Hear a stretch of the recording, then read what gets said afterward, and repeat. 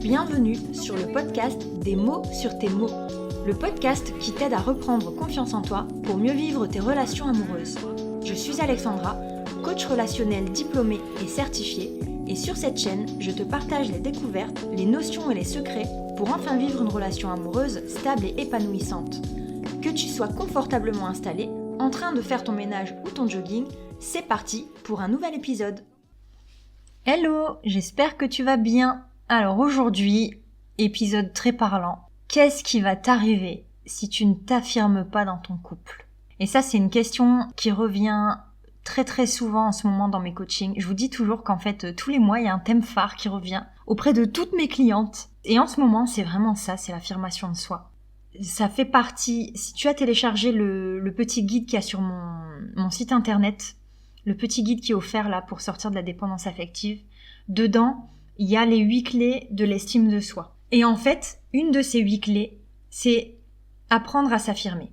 Autant te dire que si tu ne sais pas t'affirmer, c'est un très gros signe qu'en fait, tu n'as pas une bonne estime de toi, que tu n'as pas confiance en toi, comme on dit. Et ça se voit, ça se sent, les gens le sentent, et surtout ton partenaire. C'est quelque chose aussi qui, en couple, peut agacer. Quand l'autre ne sait pas ou ne veut pas s'affirmer par peur ou... par peur, en fait, ça peut agacer l'autre.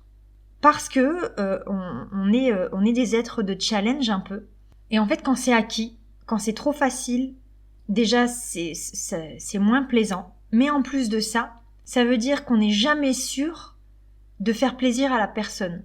Parce que comme cette personne ne sait pas s'affirmer, ne sait pas dire ce qui lui convient ou pas, le partenaire, il n'est jamais sûr de l'effet que ça va réellement te procurer, si vraiment, réellement, sincèrement, ça te fait vraiment plaisir.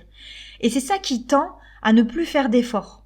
Donc, bien sûr, il y a d'autres raisons qui font que l'autre ne fait plus d'efforts. On pourra en reparler si tu as envie lors de prochains épisodes. Ça veut pas dire que tout est de ta faute.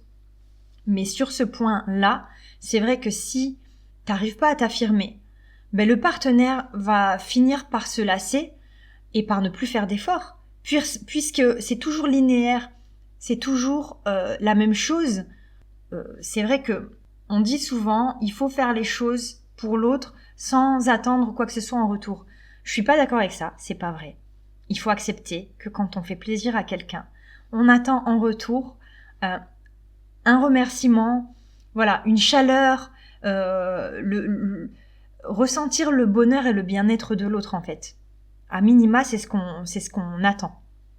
Et donc, si tu ne sais pas t'affirmer et que c'est toujours linéaire, ça va être compliqué pour le partenaire de déceler ce qui peut te faire plaisir ou pas. Donc forcément, il va le sentir quand vraiment, vraiment il aura touché dans le mille, il aura tapé dans le mille, il va le sentir parce que ton comportement va le montrer. Mais pour autant, il ne saura pas exactement tes goûts et tes attentes. Donc, il va plus faire d'efforts. Et la fois où ça te fera hyper plaisir, on peut dire que ça sera un hasard. Parce que tu lui auras pas dit. Donc, attention aussi, je ne parle pas du côté surprise où là, effectivement, on fait tout pour faire plaisir à l'autre sans que l'autre ne le devine. Ça arrive de temps en temps, mais au quotidien, quand on veut que l'autre ait le comportement qui nous convient, enfin voilà, de trouver le bon compromis entre ce qui nous convient et ce qui convient à l'autre. Ça demande une discussion, ça demande de la communication. Et pour avoir une bonne communication, il faut être prêt à pouvoir s'affirmer. Il faut être prêt à prendre le risque de ne pas plaire à l'autre. Et donc, de poser ses limites. Donc, s'affirmer est en lien très étroit avec le fait de poser ses limites. C'est-à-dire que si rien ne te gêne jamais, si rien ne te déplaît, si y a pas des valeurs de temps en temps où tu montres que pour toi c'est dépasser les limites, que voilà, t'as pas envie de franchir ce pas-là, etc., le partenaire, pareil, il peut pas le deviner, il ne peut pas le savoir. Donc, ça va donner une relation qui est, au mieux, totalement plate. Au pire, totalement déséquilibrée. où le partenaire va être vraiment dans le contrôle, va prendre le dessus, et toi, tu vas être en attente, tu vas être dans la soumission. Alors le mot est fort, hein, mais c'est le mot que je trouve.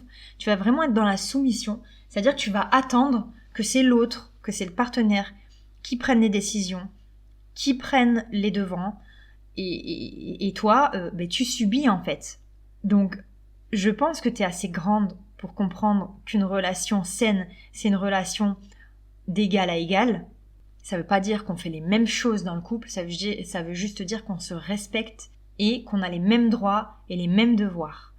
En ce qui me concerne, c'est ce que je pense. Et si c'est ça que tu veux comme relation, ça marchera pas si tu n'apprends pas à t'affirmer, ça marchera pas si tu n'apprends pas à poser tes limites. Et ça, c'est quelque chose, surtout au début, on a du mal à faire. On a vraiment du mal à poser ses limites parce qu'on veut plaire, parce que on veut voir ce que la relation peut nous promettre, etc.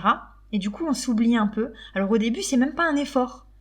On le fait parce que on pense qu'au positif, parce que vraiment le côté nouveauté, les papillons dans le ventre, tout ça prend le dessus et on oublie en fait qu'on est contrarié pour certaines choses. Mais je peux t'assurer que si t'as pas montré ton vrai visage dès le début, viendra un moment où tu vas forcément le montrer, peut-être même pas de la bonne manière, et que le partenaire en face va se prendre une claque et il va se dire mais en fait, t'étais pas comme ça au début. C'est ce qui se passe dans beaucoup de couples. Il y a beaucoup de mecs aussi aigris que je vois souvent sur les réseaux qui commentent et ça charge mais méchant en fait et qui disent ouais mais c'est toujours comme ça. Je les défends pas dans la manière de dénoncer ça, mais je les défends dans clairement la réalité de la chose. C'est que c'est vrai. Et par contre, attention, ça existe aussi chez les mecs. Hein. Il y a aussi beaucoup d'hommes qui montrent leur plus beau visage, etc. Mais c'est pas encore le problème de l'affirmation de soi. C'est encore un autre problème. Mais pour ce qui est de l'affirmation de soi, j'ai l'impression que c'est très féminin, qu'on a tendance à tout laisser passer, tout laisser couler.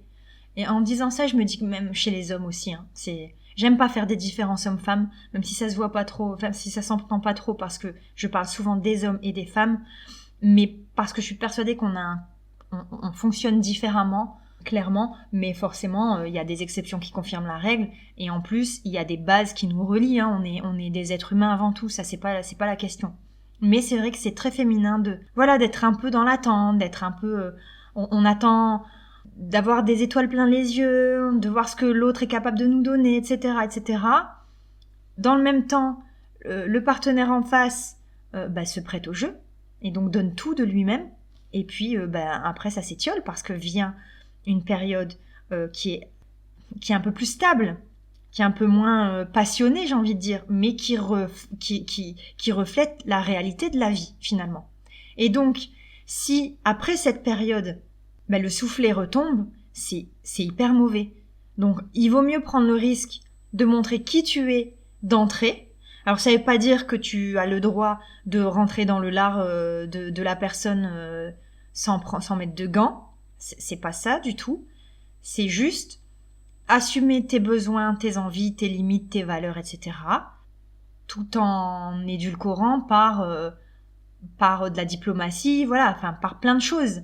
Mais le principal reste de s'affirmer, de s'assumer et d'être la personne, la vraie personne en fait, d'être celle que tu es vraiment.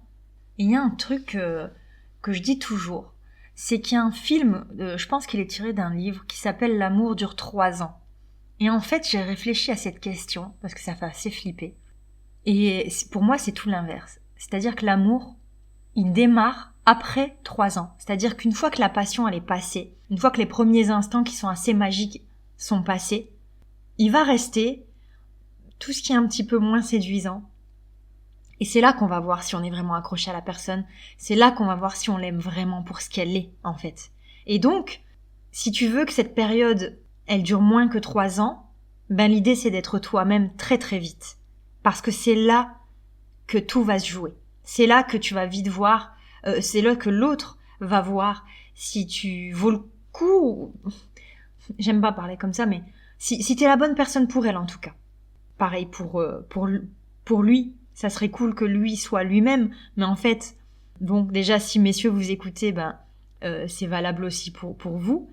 Ce ne sont que des conseils, mais déjà, s'il y a une des deux personnes qui est au courant de ça et qui l'applique, l'autre va forcément être influencée par ça et donc agir de la même manière, se sentir en confiance pour elle aussi s'affirmer, elle aussi être elle-même en fait finalement. Donc voilà ce que j'avais à dire sur la nécessité et l'importance de s'affirmer quand on est en couple et surtout pour sortir de la dépendance affective. J'ai pas envie de dire juste, ça concerne pas que les dépendants affectifs, ça concerne tout le monde, mais c'est un problème que je vois régulièrement chez les dépendantes affectives. Ça c'est sûr. Voilà, j'espère encore une fois que ça t'a un peu éclairé, que ça t'a aidé. Je te remercie de m'avoir écouté et je te dis à très très très très vite